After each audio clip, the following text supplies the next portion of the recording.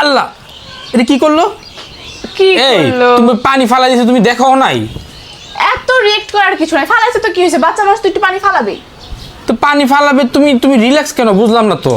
আরে রিল্যাক্স হবো না, আমার তো কিছু হবে না, পানি ফালাইছে তো কি হয়েছে, এই যে দেখেন এটা আমি এখন ফালিয়ে দিব, শেষ, ঠিক হয়ে যাবে। ভিতরে আমাদের ম্যাট্রেস তো ভিজে যাবে। কিছুই হবে না, এটা ওয়াটারপ্রুফ চাদর না বিয়ার বাবা, এটাতে কিচ্ছু হবে না, ও যত ইচ্ছা তত পানি ফেলুক, হাগু করুক, শুশু করুক, কিচ্ছুই হবে না।